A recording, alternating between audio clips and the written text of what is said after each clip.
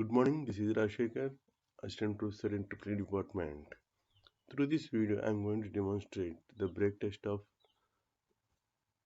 DC compound motor, and here I have taken PowerPoint as a tool to demonstrate the experiment. In this, we can observe the schematic diagram of the line diagram of the DC shunt motor, and when I click this on button, now uh, I have switched on the supply. This is the emitter. Emitter reads uh, the load current supplied to the motor, and this emitter reads the field current of the motor, and these are the two loads that are going to drag the required load current when I applied. Now uh, this is the maximum and minimum points are nothing but the stator points, where when I drag this to here, entire stator resistance is cut out, and this is the field resistance to adjust the speed to rated value. Now let the rated value of the rated speed of this motor is 1500 rpm. Now since I have on the motor switched on, now I am adjusting the stator. I am dragging the stator from maximum to minimum position. You can observe there is a change in the speed. Now the speed is 1428 rpm. Now with adjusting the field distance, I can adjust the speed to 1500 rpm. Now the rated speed is 1500 rpm. Now when I increase this load, what will happen? The load current has to increase, right? So when I increasing the load, when I putting the load on the motor, you can observe there is a change in the load current drawn from the supply. So when I increase the load, there is a change in the load current and change in the speed. Speed is getting reduced. If I click this and click the button calculate, now the load current is 4.2 amperes, speed is this much, and all the values are calculated and efficiency is calculated. Now I will take this as reading number 1. Now I will go for the next reading. I will increase the speed, I increase the load.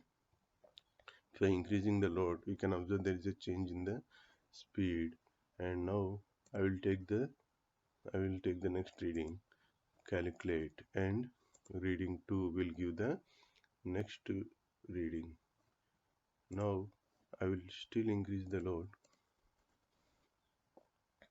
and you can observe there is a change in the speed. Now click the calculate button, and now the efficiency is 81%. So this is my reading number 3, and I will increase the load. Now there is a change in the load current and change in the speed. Now I will calculate again. Now this is my 4th reading. 87.78% is the efficiency. Now I will still increase the load. Now the load current is 14.2 amperes. Now if I click calculate, now the load for the 14.2 amperes it is 89.28. I will take this as reading number 5, and I will still increase the load.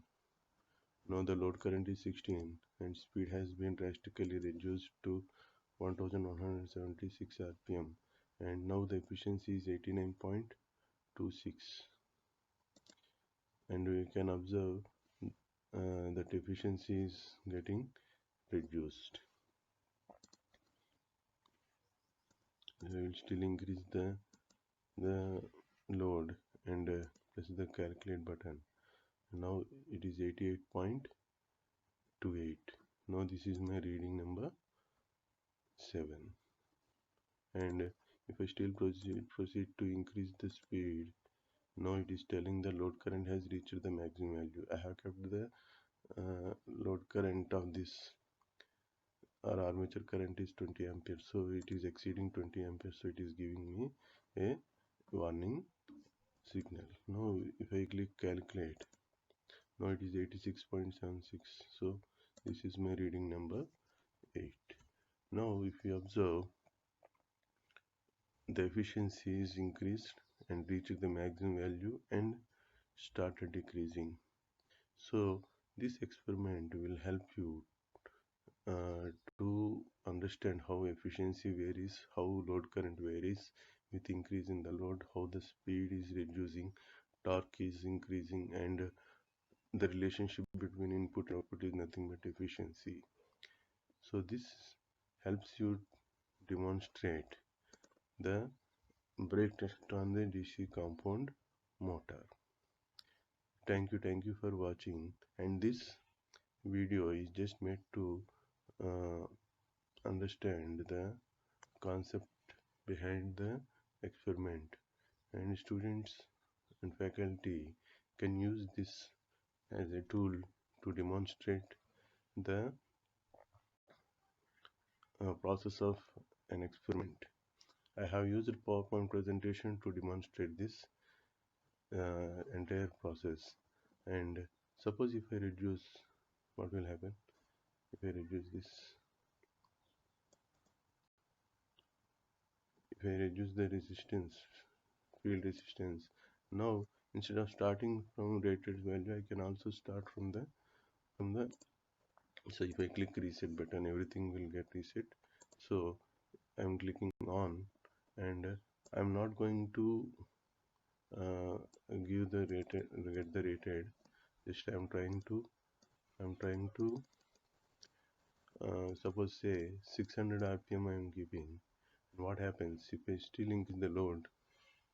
I have not uh, maintained the rated value of the speed, but still I am increasing the load. What will happen from that speed onwards?